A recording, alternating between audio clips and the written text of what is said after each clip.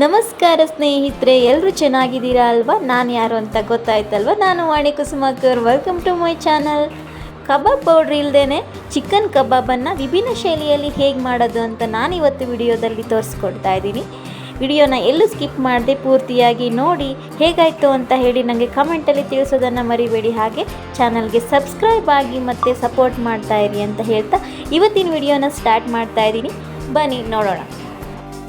ನಾನಿಲ್ಲಿ 4-5 ಎಸಳಷ್ಟು ಕರಿಬೇವು ಮತ್ತು 1 ಬೆಳ್ಳುಳ್ಳಿ, 1 ಚಕ್ಕೆ, 4 ಲವಂಗ, ಸ್ವಲ್ಪ ಶುಂಠಿ, ಒಂದು 3-4 ಹಸಿಮೆಣಸಿನ್ಕಾಯನ್ನು ತೊಗೊಂಡಿದ್ದೀನಿ. ಇದೆಲ್ಲವನ್ನು ನೋಡಿ ಈ ಥರ ಪೇಸ್ಟ್ ಮಾಡ್ಕೋಬೇಕು.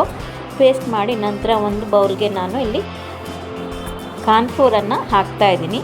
3 ಸ್ಪೂನಷ್ಟು ಕಾರ್ನ್ಫ್ಲೋರನ್ನು ಹಾಕಿದ್ದೀನಿ. ಆನಂತರದಲ್ಲಿ ಮೈದಾ ಹಿಟ್ಟನ್ನು 1 ಸ್ಪೂನಷ್ಟು ಹಾಕಿದ್ದೀನಿ. ಆನಂತರ ಸ್ವಲ್ಪ ಖಾರದ ಪುಡಿ, ಅರ್ಧ ಚಿಟಿಕೆಯಷ್ಟು ಅರಿಶಿನ ಪುಡಿ ಮತ್ತು ಅರ್ಧ ಚಿಟಿಕೆಯಷ್ಟು ಪೆಪ್ಪರ್ ಪೌಡರನ್ನು ಮತ್ತು ಸ್ವಲ್ಪ ಕಸೂರಿ ಮೇಥಿಯನ್ನು ಸೇರಿಸ್ತಾ ಇದ್ದೀನಿ.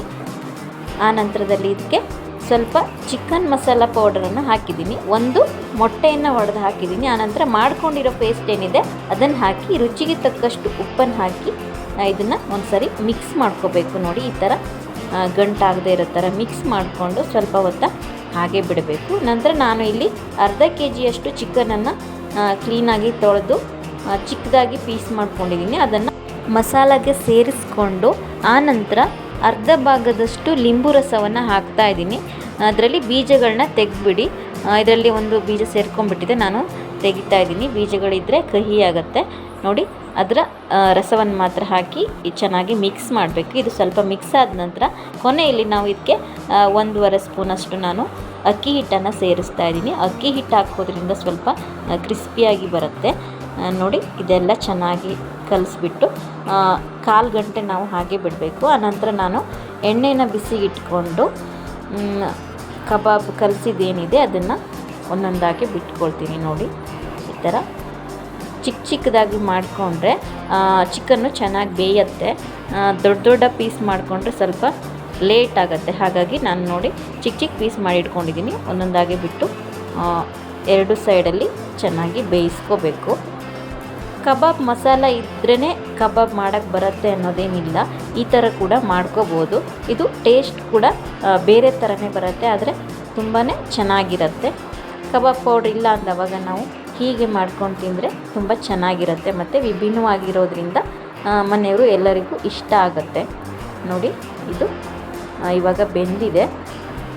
ಇಷ್ಟು ಬೆಂದರೆ ಸಾಕು. ಚಿಕನ್ ಚೆನ್ನಾಗಿ ಬೆಂದಿರುತ್ತೆ. ಸ್ಟವನ್ನು ಮೀಡಿಯಮ್ ಫ್ಲೇಮಲ್ಲಿ ಇಟ್ಕೊಂಡು ಬೇಯಿಸ್ಕೋಬೇಕು. ಆವಾಗ ಮಾತ್ರ ಒಳಗಡೆ ಚಿಕನ್ನು ಚೆನ್ನಾಗಿ ಬೆಂದಿರುತ್ತೆ. ನೋಡಿ ಇಷ್ಟು ಆದರೆ ಸಾಕಾಗತ್ತೆ. ಹಾಗೆ ಸ್ನೇಹಿತರೆ, ನಾನು ಡೈಲಿ ಶಾರ್ಟ್ ವಿಡಿಯೋಗಳನ್ನು ಅಪ್ಲೋಡ್ ಮಾಡ್ತೀನಿ. ದಯವಿಟ್ಟು ನೋಡಿ ನನಗೆ ಸಪೋರ್ಟನ್ನು ಮಾಡಿ. ಹಾಗೆ ಕಮೆಂಟಲ್ಲಿ ನಿಮ್ಮ ಅಭಿಪ್ರಾಯಗಳನ್ನು ತಿಳಿಸಿ. ನೋಡಿ ಇವಾಗ ಕಬಾಬ್ ರೆಡಿಯಾಗಿದೆ. ನಾನು ತೆಗಿತಾ ಇದ್ದೀನಿ. ನೋಡಿ ಎಷ್ಟು ಚೆನ್ನಾಗಿ ಬಂದಿದೆ ಅಂತ ಹೇಳಿ. ಗೋಲ್ಡನ್ ಬ್ರೌನ್ ಬಂದಿದೆ.